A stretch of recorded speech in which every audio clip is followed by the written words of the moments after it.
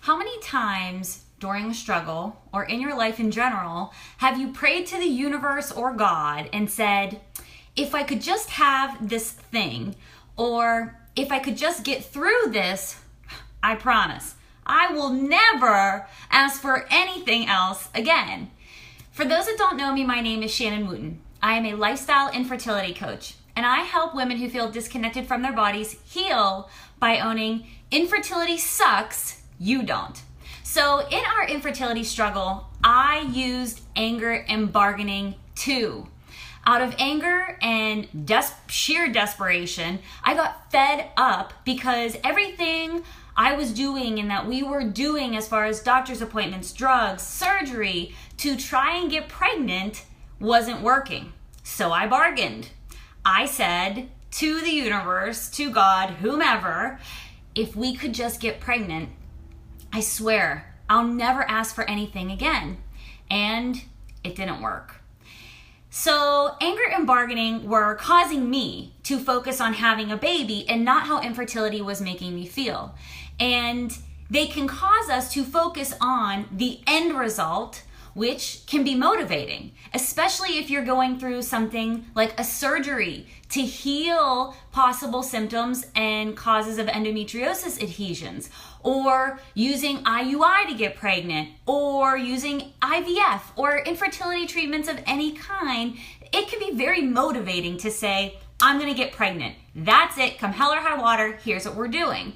But to focus on that end result and not have it come to fruition like it did for us, and bargaining to the universe and saying, please, anything you can do, I promise, if you just let us be pregnant, I'll never ask for anything again. And focusing on that, putting all of my proverbial eggs in that basket ended up being more hurtful because I wasn't thinking about, what if this doesn't work out?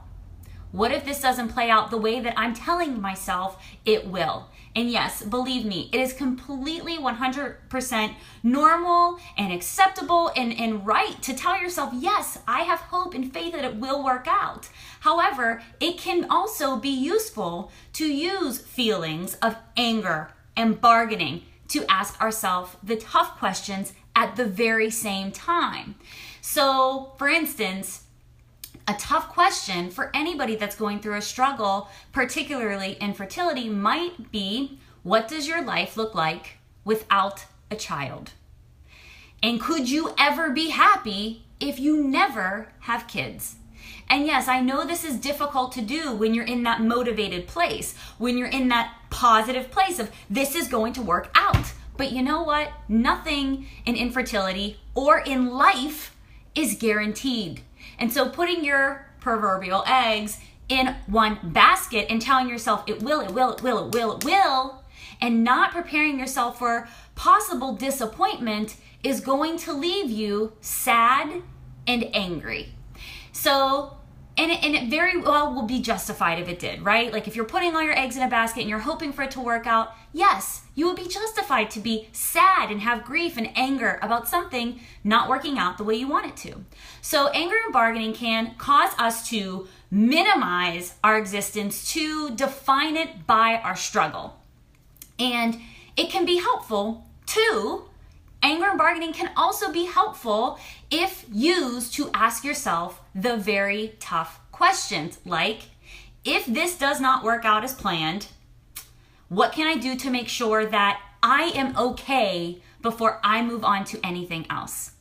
So thank you as always for signing on. Throw me some hearts if you like this video. Don't forget, if you're going to come out and post in support of National Infertility Awareness Week, use the hashtag InfertilitySucksYouDon't or hashtag ISYD to win today's giveaway. And today's giveaway is a one-on-one call with me. And in that call, I'm very excited to have with you is going to be exploring the 5 stages of grief that I have been reviewing all week with you. So tomorrow will be stage 4 and stage 5, but ultimately the call will be all about you and discussing where you are now in your struggle and how we can get you to a place of accepting whatever your future looks like for you. Whether that is you're taking the methods and next steps to having a child, fine, or if you don't have a child, fine, but how you can be comfortable with whatever that decision is, because as I always say, infertility sucks, you don't. And in the call, we'll find a way to hopefully get you to accepting and owning that place. So jump inside also the Infertility Sucks You Don't group and join the conversation that we're having about infertility sucks, you don't.